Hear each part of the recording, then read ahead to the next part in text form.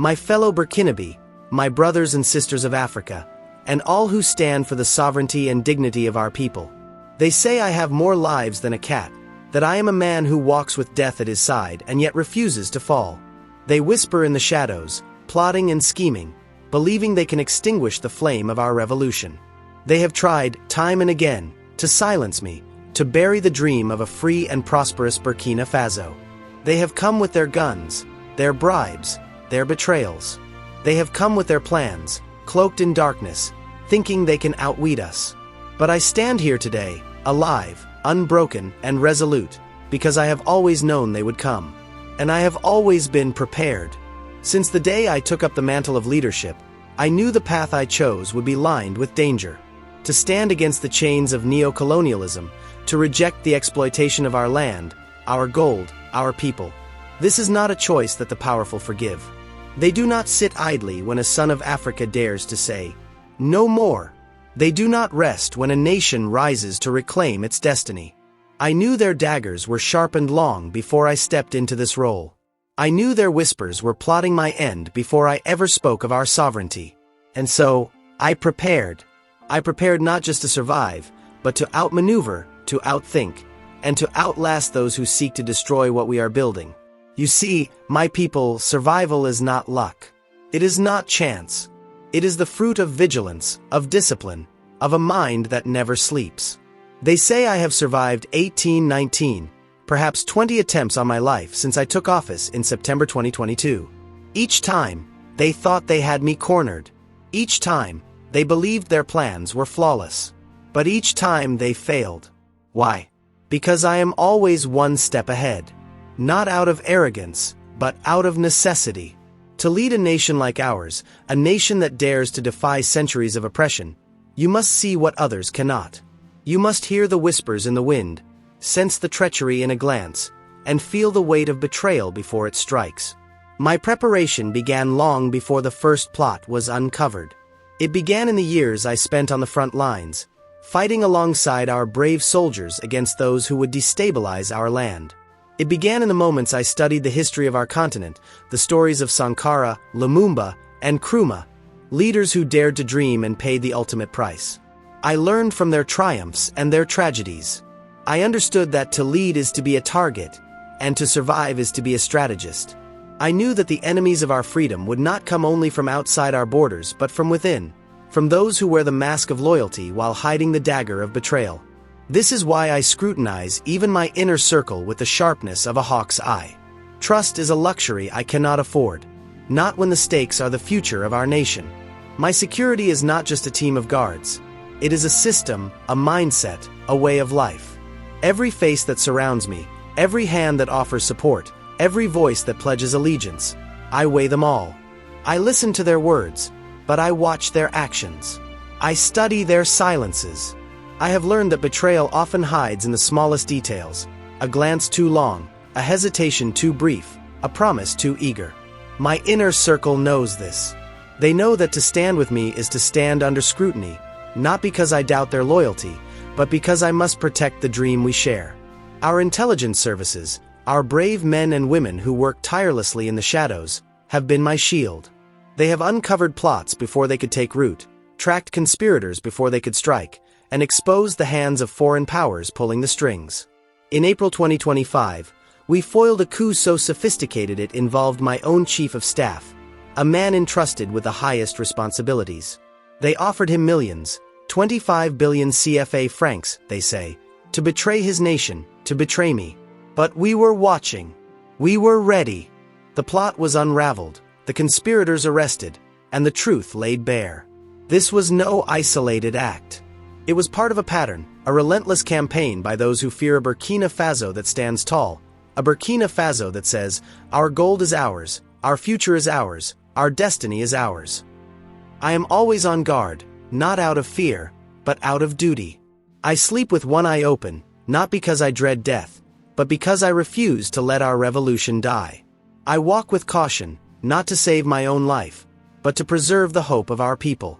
Every step I take, every decision I make, is weighed against the reality that there are those who would rather see me in a grave than see Burkina Faso free. They have tried bombs, they have tried bullets, they have tried bribes.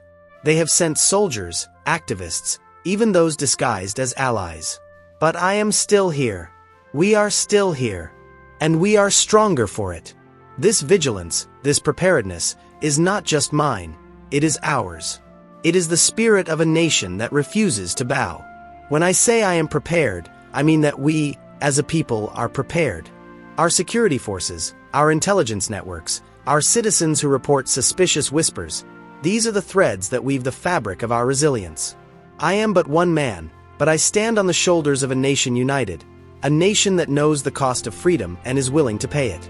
Together, we have thwarted their plans. Together, we have exposed their lies. Together, we have shown the world that Burkina Faso is not a pawn in their games. Let me be clear, I do not fear death. I have said it before, and I will say it again. I am not afraid to die like Sankara or Gaddafi. If my life is the price of our sovereignty, then it is a price I am willing to pay. But I will not make it easy for them. I will not hand them victory on a silver platter.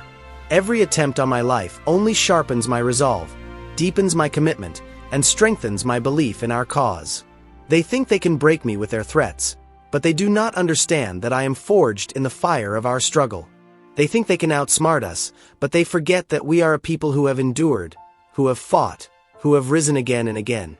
My survival is not a miracle. It is a testament to our collective strength. It is a message to those who plot against us. You will not win. You may try 1,000 times, but we will be ready 1,001. You may send your spies, your mercenaries, your bribes, but we will see you coming. You may dream of a Burkina Faso that kneels, but we dream of a Burkina Faso that soars. And our dream is stronger than your schemes. As I speak to you today, I know the threats have not ended. I know the shadows still gather, the plans still form, the enemies still plot. But I am not deterred. We are not deterred. I remain vigilant, not just for myself, but for you, for the farmers who till our land, the youth who dream of a better tomorrow, the soldiers who fight for our peace. I remain prepared, not just to survive, but to lead us toward the future we deserve. I remain on guard, not just against assassins, but against anything that would steal our dignity, our freedom, our hope. Let me now speak directly to those among us who have been tempted, swayed, or deceived into joining hands with the invaders, with those who plot against our nation, who seek to spill my blood and bury our revolution. To those who have taken the coins of betrayal, who have whispered our secrets to foreign powers, who have lent their hands to the schemes of assassins. Hear me now, you are doing far greater harm to yourselves than you could ever do to this government. You are wounding the very soul of our nation, cutting the roots of your own future, and betraying the dreams of your children for a fleeting promise of wealth or safety. Do you not see? Those who offer you money, who promise you power, who lure you with lies, they do not care for you. They do not care for Burkina Faso. They see you as tools, as pawns to be used and discarded in their endless game of control.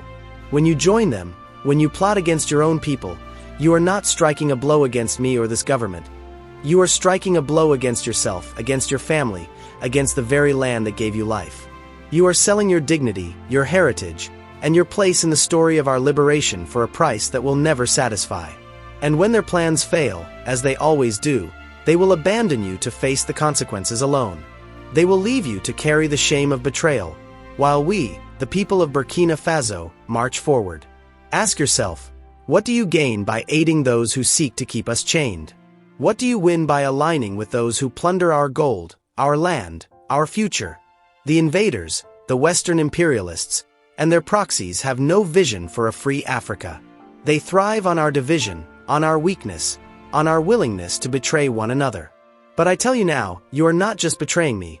You are betraying the dream of a Burkina Faso that stands tall, a Burkina Faso that feeds its people, educates its children, and builds its future with its own hands.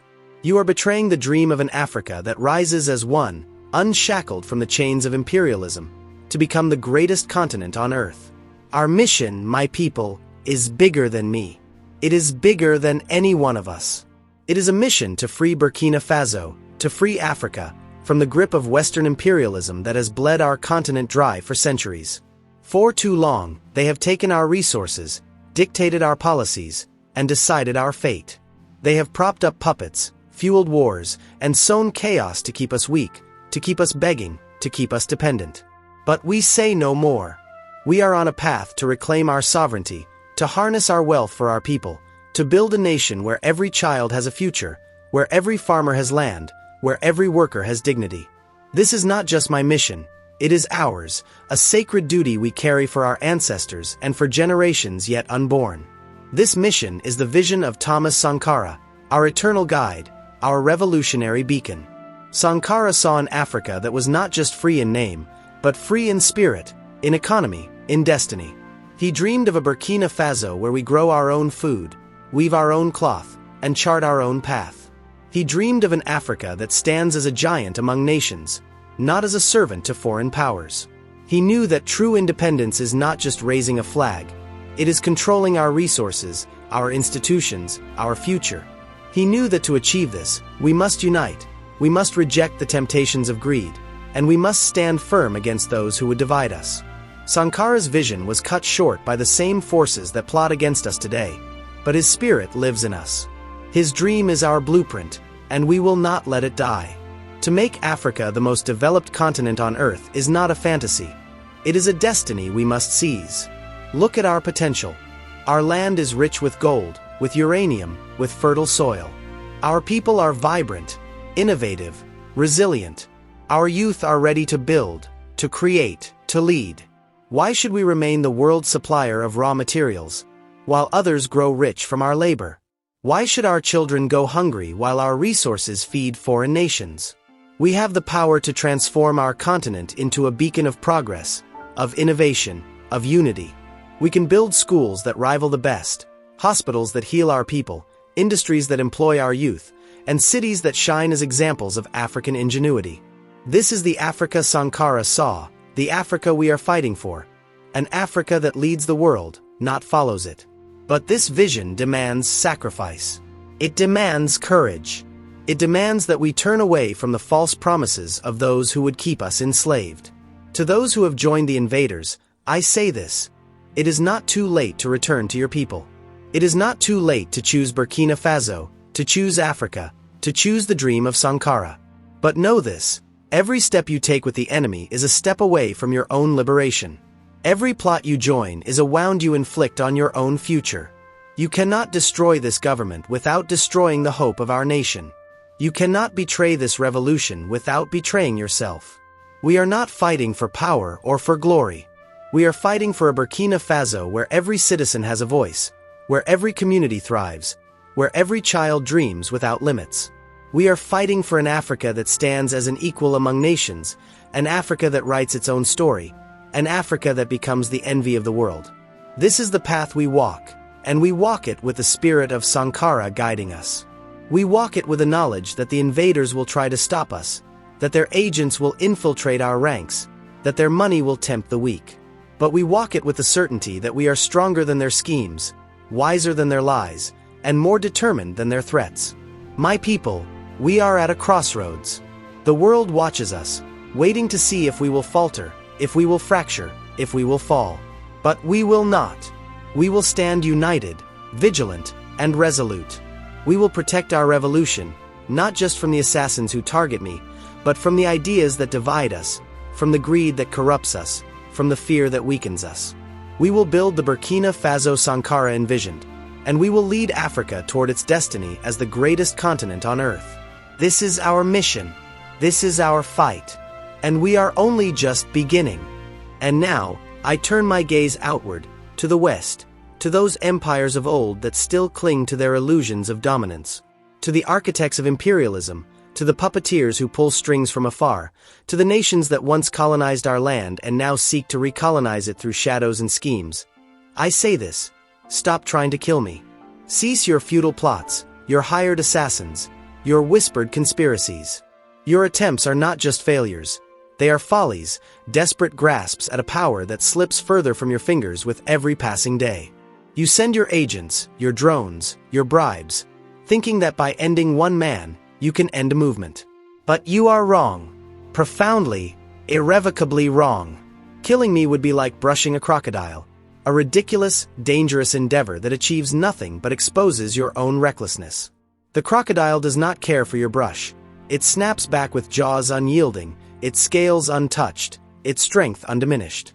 You may swipe at the surface, but you cannot change the beast's nature, cannot tame its wild heart, cannot erase its place in the river of life.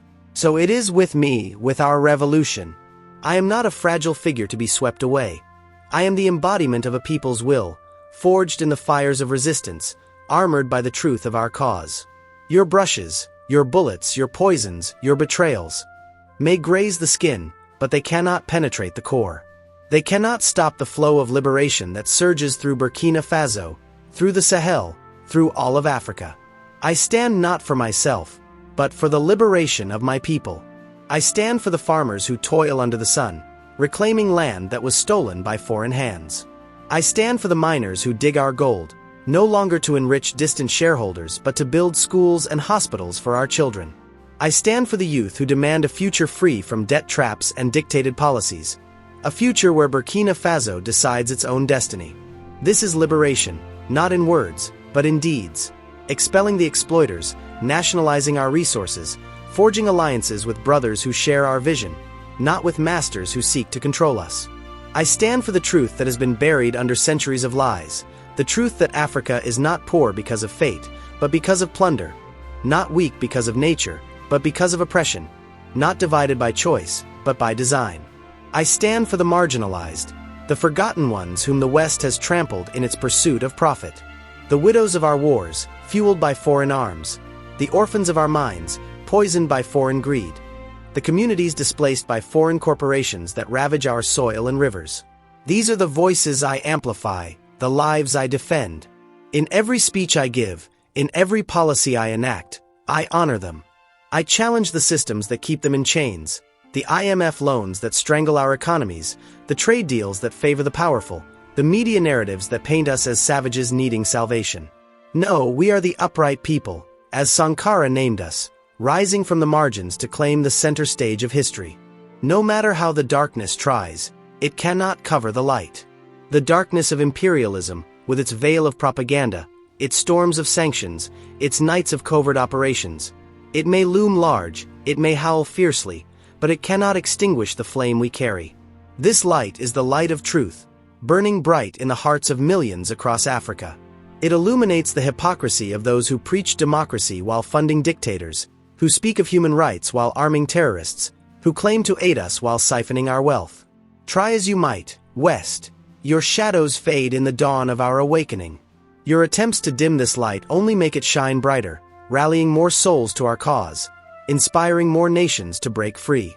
You can try as much as you can, but you cannot eliminate the peoples. I am not alone.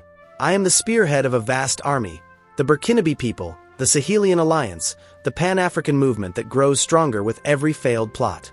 When you targeted me in April, offering billions to my own aides, you thought you could buy our surrender.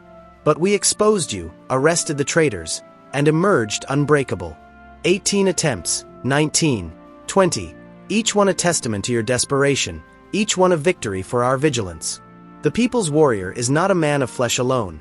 He is an idea, a spirit, a force that lives in every patriot who refuses to kneel. Eliminate me, and 1,000 more will rise, carrying the same banner, chanting the same truths, fighting the same fight.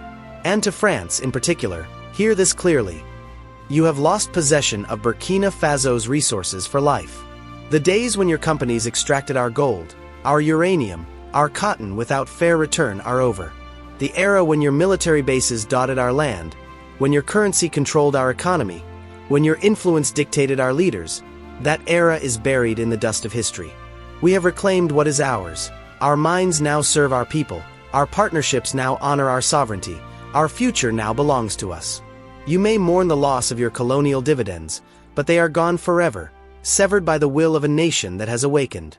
You can try as much as possible to regain possession, but it will still be in vain, a colossal waste of money and might. Pour your billions into coups, into mercenaries, into propaganda machines. They will evaporate like water in the Sahel sun. Fund your puppets, arm your proxies, launch your sanctions. They will crumble against the wall of our unity. Remember how you tried in Niger, in Mali, and now here, each time, your grip slips further. Your investments in division yield only defeat. Your expenditures on espionage buy only exposure. It is a waste because you fight against the tide of history, against a people who have tasted freedom and will never return to chains. Your francs, your euros, your dollars, they fuel nothing but your own downfall, bankrolling a losing war against an unstoppable force. This is the reality you must face, West. Your empire crumbles not because of one man, but because of a continent rising. We build alliances with Russia, with China, with our African brothers, not as new masters, but as equals in a multipolar world. We reject your lectures on governance while you ignore your own hypocrisies. We expose your role in arming jihadists, in destabilizing our region, in perpetuating poverty to maintain control. Every assassination attempt, every economic sabotage, every media smear only reveals your fear. Fear of a Burkina Faso that thrives without you, fear of an Africa that leads without your permission.